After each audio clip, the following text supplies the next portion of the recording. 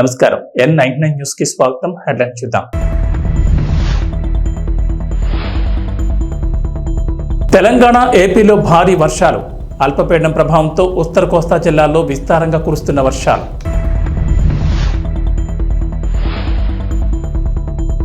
ఏపీలోని పలు జిల్లాల్లో స్కూళ్లకు సెలవులు. భారీ వర్షాలతో అధికారుల కీలక ప్రకటన.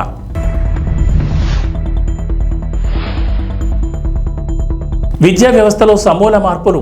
సరికొత్త విధానంతో ముందుకు వెళ్లాలని అధికారులకు ముఖ్యమంత్రి రేవంత్ రెడ్డి ఆదేశం.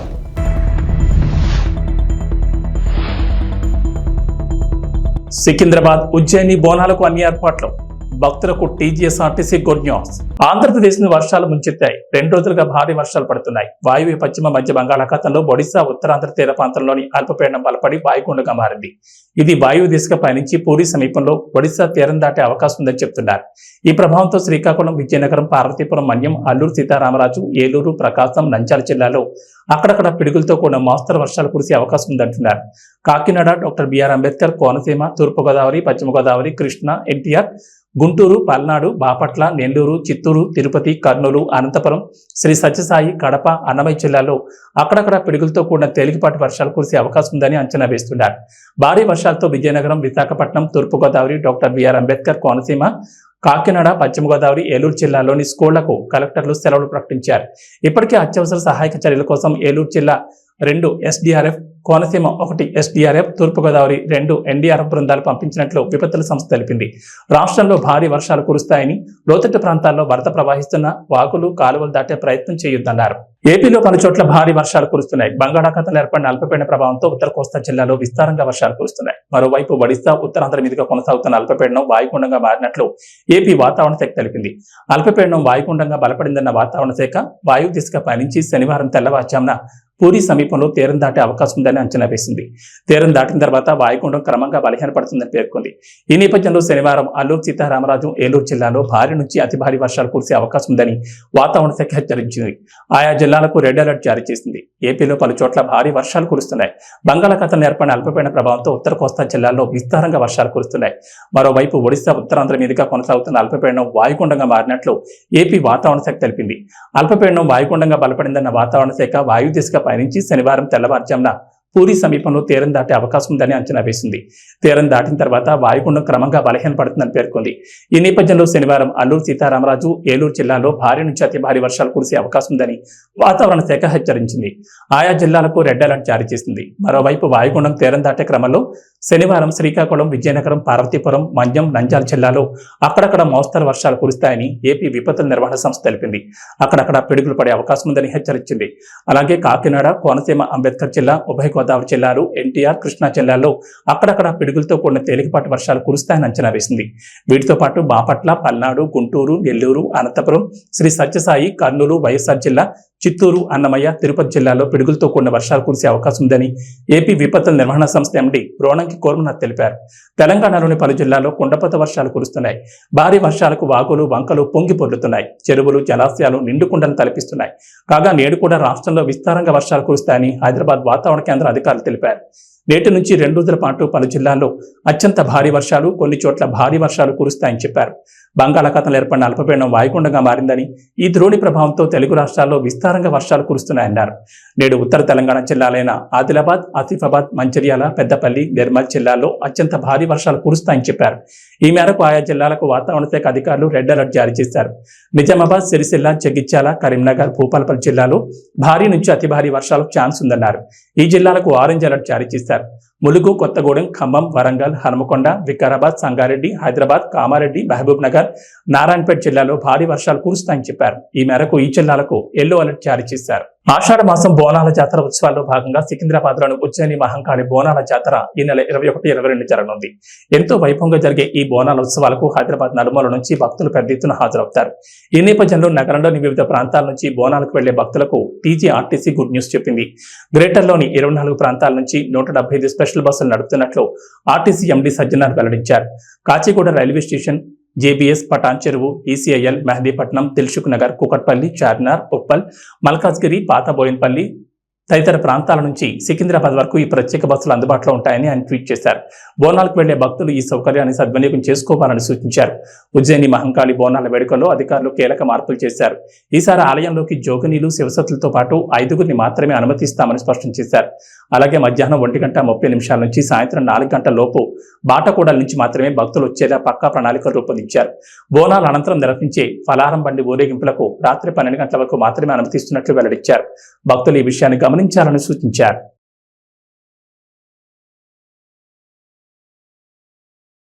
ఆంధ్రప్రదేశ్ ముఖ్యమంత్రి నారా చంద్రబాబు నాయుడు కార్యదర్శిగా సీనియర్ ఐఏఎస్ అధికారి ఏవి రాజమౌళి నియమితులయ్యారు. ఉత్తరప్రదేశ్ కేడర్కు చెందిన రాజమౌళి 3 ఏళ్ల డిప్యూటేషన్పై ఏపీకి వచ్చిన సంగతి తెలిసిందే. ఆయన ఉత్తరప్రదేశ్ ప్రభుత్వం గురువారం రిలీజ్ చేయగా ఆయన ఏపీ కేడర్లో శుక్రవారం రిపోర్ట్ చేశారు. ఆ వెంటనే సీఎంఓలో సీఎం కార్యదర్శిగా పోస్టింగ్ ఇస్తూ సీఎస్ నీరబ్ కుమార్ ప్రసాద్ ఉత్తర్వులు జారీ చేశారు. రాజమౌళిది ఆంధ్రప్రదేశ్ కాగా 2003 బ్యాచ్ ఐఏఎస్ అధికారి. ఆయన గతంలోనూ టీడీపీ హయాంలో చంద్రబాబుకి కార్యదర్శిగా పనిచేసిన సంగతి తెలిసిందే. గతంలో కూడా రాజమౌళి చంద్రబాబుకు అత్యంత సన్నిహితుడిగా ఉంటూ ఏపీ సీఎంఓలో కీలక బాధ్యతలు నిర్వహించారు. ఇప్పుడు మరో 3 ఏళ్లు ఆయన సీఎంఓలోని విధులు నిర్వహిస్తారు. రాజమౌళి రాకతో సీఎంఓ కీలక అధికారుల సంఖ్య 4కు చేరింది.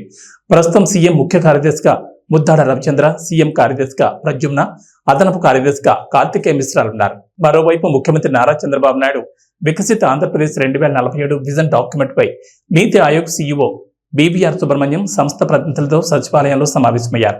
వికసిత్ భారత్ 2047కు ప్రణాళిక సిద్ధం చేస్తున్నట్లే వికసిత ఆంధ్రప్రదేశ్ 2047కు విజన్ డాక్యుమెంట్ తయారు చేయడంపై చర్చించారు. రాబోయే రోజుల్లో రాష్ట్ర అభివృద్ధికి చేపట్టాల్సిన కార్యక్రమాలు, ప్రాజెక్టులపై చర్చ జరిగింది. ఏపీలో ఆర్టిఫిషియల్ ఇంటెలిజెన్స్ యూనివర్సిటీ ఏర్పాటు చేయాలనే ఆలోచన ఉందన్నారు చంద్రబాబు. భవిష్యత్తులో ఏఐతో అన్ని రంగాల్లో మార్పులు వస్తాయన్నారు. కడప జిల్లా జమ్మలమడుగులో సిరంజీలు కలకలం రేపాయి. జమ్మలమడుగు బైపాస్ నుంచి శేషారెడ్డిపల్లి వెళ్లే మార్గంలో పొలాల కట్ల వెంట పాడేసిన సిరంజీలు చెల్లాచెదరుగా పడి ఉన్నాయి. రైల్వే గేట్ దాటగానే రోడ్డు పక్కన 2.5 ml సిరంజీలు సూత్తో సహా గుర్తు తెలియని వ్యక్తులు పడేశారు. పొలాల్లో గట్లపై ఈ సిరంజీలు ఉండడంతో రైతులు ఆందోళన వ్యక్తం చేస్తున్నారు. ఈ సిరంజీలు రక్త పరీక్షలవా, మత్తు పదార్థాల కోసం వాడినవా అనే అనుమానాలు మొదలయ్యాయి. తెలంగాణలో 10 ఏళ్ల అధికారంలో ఉండి ఇటీవల జరిగిన అసెంబ్లీ ఎన్నికల్లో ఘోర పరాజయం పొంది ప్రతిపక్షానికి పరిమితమైంది భారత రాష్ట్ర సమితి పార్టీ. ఆ తర్వాత జరిగిన పార్లమెంట్ ఎన్నికల్లో కనీసం ఖాతా కూడా తెరవలేని పరిస్థితి చేరింది. ఇక అప్పటి నుంచి గులాబీ ఎమ్మెల్యేలంతా ఒక్కొక్కరిగా కారు దిగుతూ కాంగ్రెస్ కండువా కప్పుకుంటూ గులాబీ బాస్ కేసీఆర్ కు షాకుల మీద షాకులు ఇస్తున్నారు.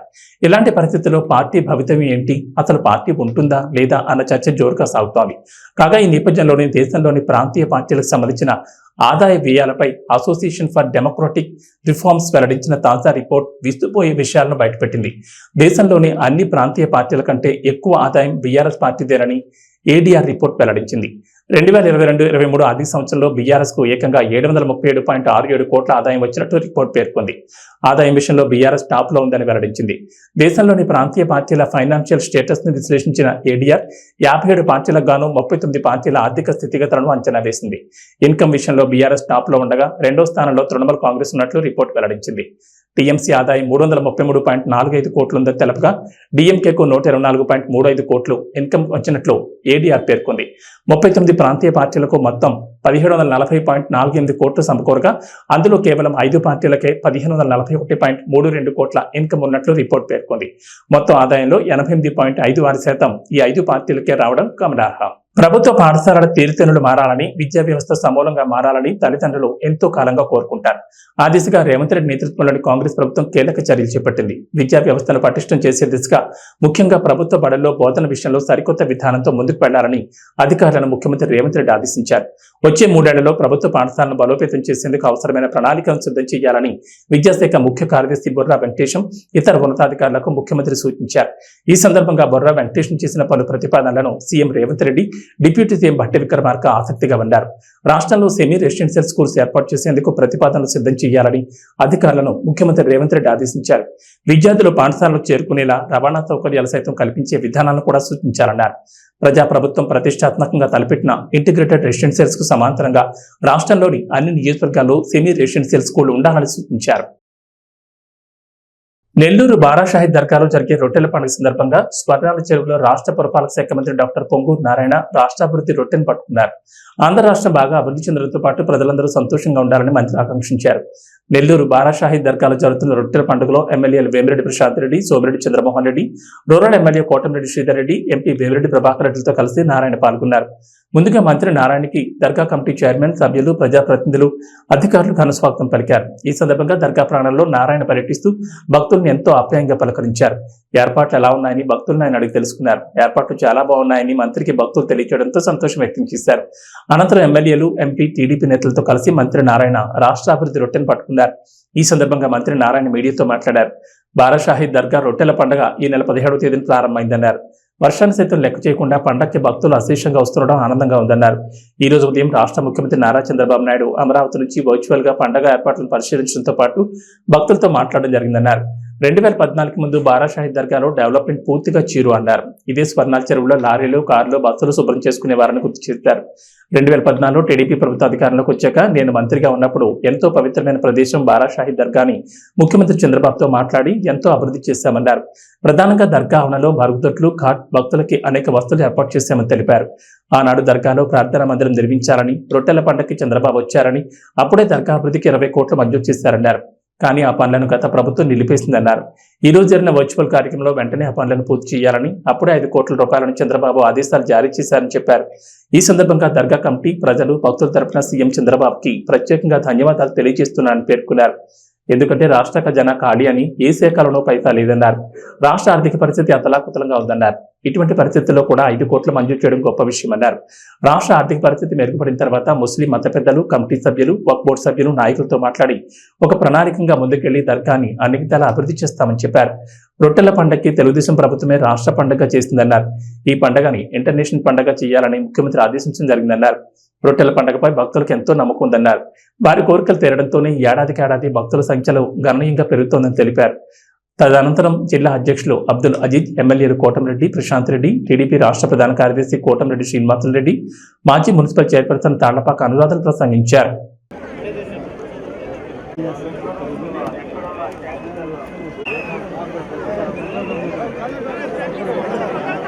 నెల్లూరులో బారాషాహి దర్గా దగ్గర స్వర్ణాల చెరువులో రొట్టెల పండుగ ఈ నెల 17వ తేదీ ప్రారంభమైంది.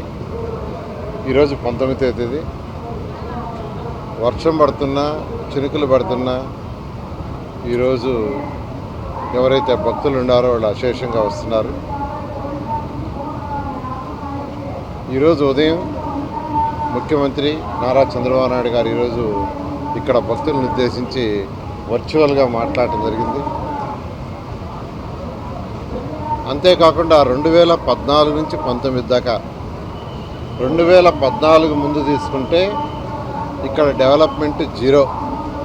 ఇదే స్వర్ణాల చెరువులో లారీలు కడిగేవాళ్ళు, కార్లు కడుక్కునేవాళ్ళు, బస్సులు కడుక్కునేవాళ్ళు, అక్కడే టాయిలెట్స్, అక్కడే యూరిన్. అలాంటిది 2014లో ఫస్ట్ టైం తెలుగుదేశం ప్రభుత్వంలో నేను మంత్రిగా ఉన్నప్పుడు దీన్ని ఒక పవిత్రమైన స్థలం ఇది, దీన్ని ఒక నేషనల్ లెవెల్లో, ఇంటర్నేషనల్ లెవెల్లో చేయాలనే ఉద్దేశంతో ఆ రోజు ముఖ్యమంత్రిగా ఉన్న నారా చంద్రబాబు గారి యొక్క ఆదేశంతో ఇక్కడ చక్కగా పర్మనెంట్ టాయిలెట్స్ కట్టాం, ఒక హాల్ కట్టాము, రోడ్లు వేసాము, ఘాట్లు కట్టాము, తర్వాత ట్రీ ప్లాంటేషన్ చేసాం, వాటర్ ఫెసిలిటీస్ చేసాం. అంతేకాకుండా ఒక ప్రేయర్ హాల్ కట్టాలని ఆ రోజు ముఖ్యమంత్రిగా నారా చంద్రబాబు నాయుడు గారు రావటం, ఒకసారి 20 కోట్లు శాంక్షన్ చేయడం జరిగింది. ఆ వర్క్ ఆగిపోయింది కాలమ్స్లో. అయితే ఈరోజు ముఖ్యమంత్రి గారు ఈరోజు యాక్చువల్గా ప్రజలను ఉద్దేశిస్తూ ఆ పని కంప్లీట్ చేయండి, వీలైనంత తొందరలో కంప్లీట్ చేయండి అని చెప్పడం, దానికి ఒక 5 కోట్లు యాక్చువల్గా శాంక్షన్ చేశారు. కాబట్టి బారాషాహి దర్గా కమిటీ మెంబర్స్ ఎవరున్నారు వాళ్ళ తరఫున, నెల్లూరు ప్రజలందరి తరఫున మొదట ముఖ్యమంత్రి గారికి ప్రత్యేకంగా ధన్యవాదాలు తెలియజేస్తున్నాను. ఎందుకంటే ఖజానా ఖాళీ, ఏ డిపార్ట్మెంట్లో కూడా పైసా లేదు, రాష్ట్ర ఆర్థిక పరిస్థితి అసలు అతలాకుతంగా ఉంది. ఇటువంటి పరిస్థితుల్లో కూడా ఇది ఒక రాష్ట్ర పండుగగా తెలుగుదేశం 2014-19 చేసింది. దీన్ని ఒక ఇంటర్నేషనల్ సెంటర్గా చేయాలి అని ఈరోజు ముఖ్యమంత్రి గారు ఆదేశించారు. దీని ఈరోజు ఈ రాష్ట్రం నుంచే కాకుండా ఇతర దేశాల నుంచి కూడా వస్తున్నారు. దీన్ని ఇంకా బాగా పాపులర్ చేయాలి.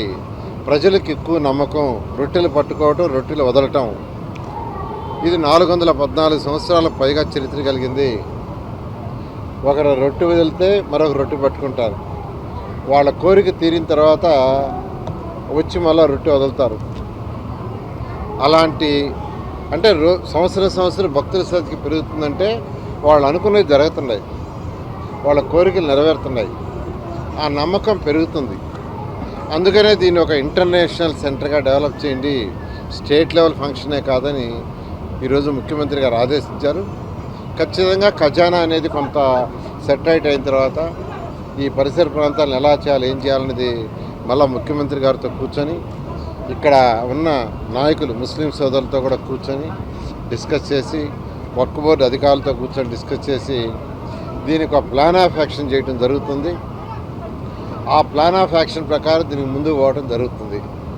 ఖచ్చితంగా ఈరోజు నెల్లూరులోని ముఖ్య నాయకులైనటువంటి ఈరోజు ఎంపీ గారు వేమిరెడ్డి ప్రభాకర్ రెడ్డి గారు, వారు మిసెస్ కోవూరు ఎమ్మెల్యే గారు, మరియు చంద్రమోహన్ రెడ్డి గారు, మరియు రూరల్ ఎమ్మెల్యే, తర్వాత అజీజ్ ఎక్స్ మేయరు, తర్వాత ఎక్స్ నుడా చైర్మన్ మన శ్రీనివాసరెడ్డి, ఎక్స్ చైర్పర్సన్ అనురాధ, అందరం కలిసి ఈరోజు యాక్చువల్గా ఈ రొట్టెల పండుగలో ఇప్పుడే యాక్చువల్గా పోవటం, రొట్టె పట్టుకోవడం జరిగింది. మేమంతా పట్టుకున్న రొట్టె రాష్ట్ర అభివృద్ధి, ఈ రాష్ట్రం బాగా అభివృద్ధి చెందాలి.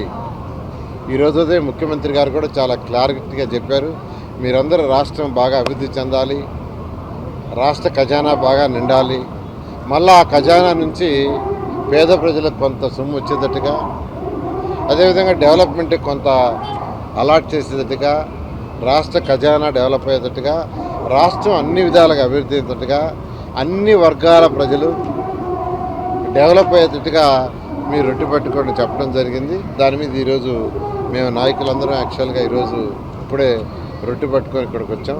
ఒక్కటే ఆ అల్లా దయ వల్ల ప్రతి ఒక్కరూ సుఖ సంతోషం ఉండాలని, సకల ఐశ్వర్యాలు కావాలని కోరుకుంటున్నాను. Thank you. భద్రాచలం వద్ద గోదావరి వరద స్వల్పంగా పెరుగుతోంది. ఎగువ ప్రాంతాల్లో కురుస్తున్న ఎడతెరిపిలేని వర్షాల కారణంగా వరద నీరు గోదావరిలో చేరుతుండటంతో శుక్రవారం మధ్యాహ్నం 12 గంటల సమయానికి భద్రాచలం వద్ద 25.3 అడుగులకు నీటి మట్టం చేరుకుంది. నేటి సాయంత్రానికి 30 అడుగులు చేరుకునే అవకాశం ఉందని అంచనాలు వేస్తున్నారు అధికారులు. అప్రమత్తంగా లోతట్టు ప్రాంత వాసులు అప్రమత్తంగా ఉండాలని అధికారులు సూచిస్తున్నారు.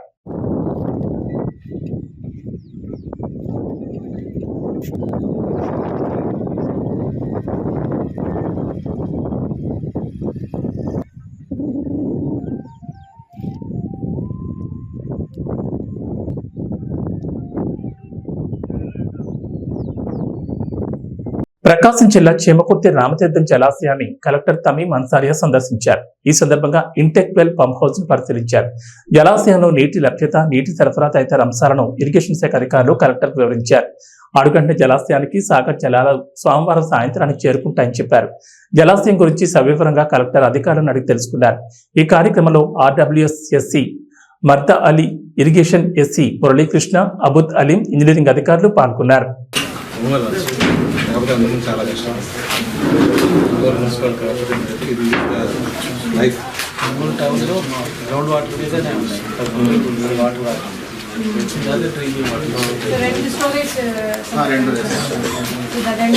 రెండు కూడా దాన్ని తీసుకుంటాం. ప్రజెంట్ అయితే నీట్ లేదు మొత్తం ఇప్పుడైతే దీని మీద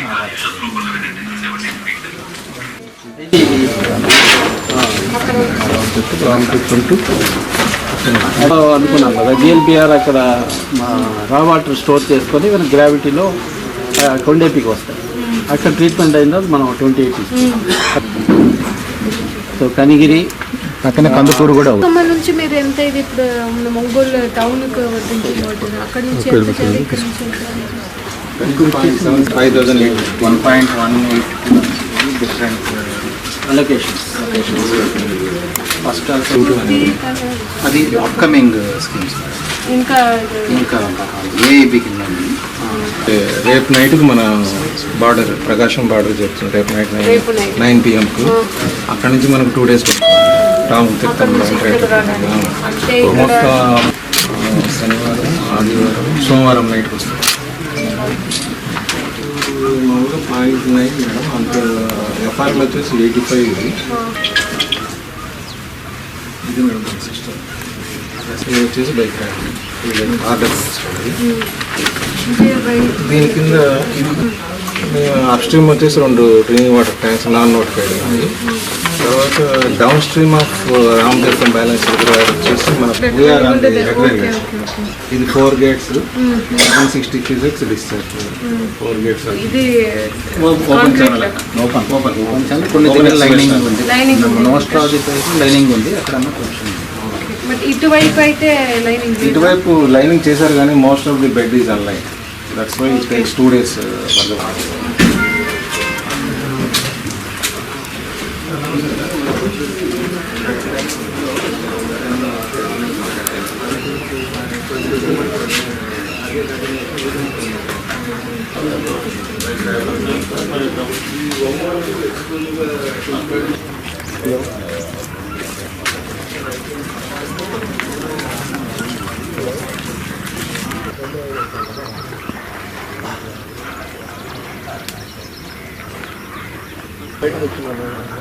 హలో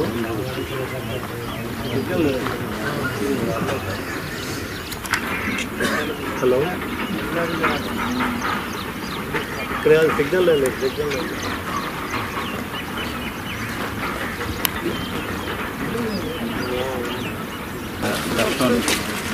సాయిల్ ఎరోడ్ కాదు, పంట ఎరోడ్ కాదు. సైడ్ లైనింగ్ ఇది అన్ని కూడా ఈ ప్రాజెక్ట్ భాగంలోనే అప్పుడు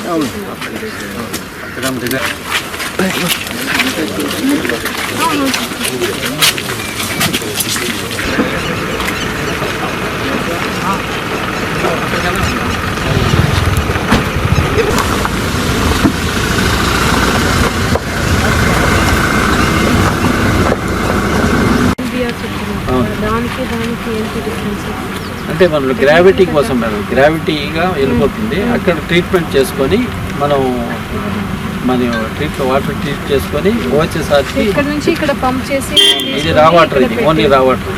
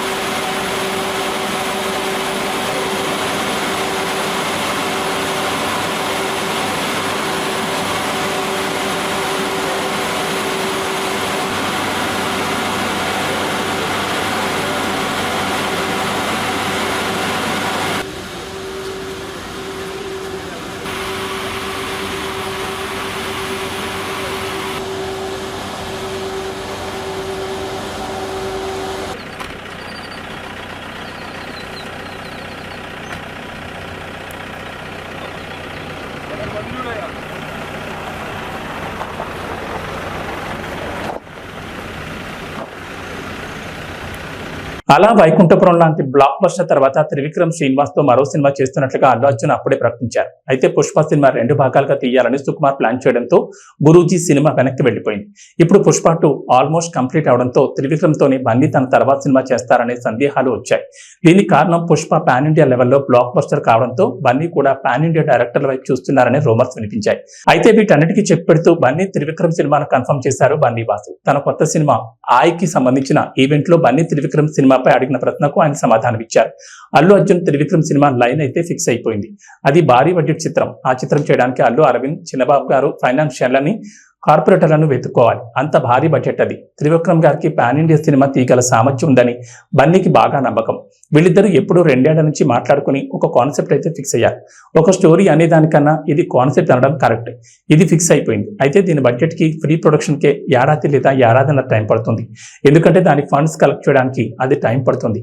ఇది చాలా పెద్ద ప్రాజెక్ట్ అంటూ బన్నీవాస్ చెప్పిన మాటలు సోషల్ మీడియాలో వైరల్ అవుతున్నాయి. దిగ్గజ క్రికెటర్ మహేంద్ర సింగ్ ధోనిని ఓ పాక్ జర్నలిస్ట్ తమ దేశ క్రీడాకారుడు మహమ్మద్ రిజ్వాన్ తో పోల్చడంపై మాజీ క్రికెటర్ హర్భజన్ సింగ్ తీవ్ర ఆగ్రహం వ్యక్తం చేశాడు. వీళ్ళిద్దరిలో గొప్ప ఆటగాడు ఎవరంటూ సదరు జర్నలిస్ట్ ధోని రిజ్వాన్ ఫోటోలను షేర్ చేశాడు. దీనిపై హర్భజన్ సింగ్ తీవ్ర ఆగ్రహం వ్యక్తం చేశాడు. ఎక్కువ అనుభవం లేని ఆటగాడిని ధోనితో పోల్చడం సరైంది కాదని విమర్శించాడు. రిజ్వాన్ బ్యాటింగ్ సత్తాను తక్కువ చేయనని, ధోనితో సరితూగే ప్లేయర్ మాత్రం కాదని స్పష్టం చేశాడు. ఈ రోజుల్లోనూ ఇలాంటి చెత్త ప్రశ్నలు అడగడం దారుణం. రిజ్వాన్ కంటే ధోని చాలా ముందున్నాడు. ఇందులో ఎలాంటి అనుమానం అక్కర్లేదు. నిజాయితీగా సమాధానం ఇవ్వాలి. రిజ్వాన్ ఆటను నేను కూడా ఇష్టపడతా. నిబద్ధతతో ఆడేందుకు ఎల్లవేళలా ప్రయత్నిస్తాడు. అయితే ధోనితో రిజ్వాన్ ను పోల్చడం తప్పు. ఇప్పటికే ప్రపంచ క్రికెట్ లో అతనే నెంబర్ 1. వికెట్ల వెనుక అత్యంత చురుగ్గా వ్యవహరించిన వికెట్ కీపర్లు చాలా అరుదు. ఈ జాబితాలో ధోనినే టాప్ అని హర్భజన్ సింగ్ అన్నారు. AB bulletin session. నమస్కారం.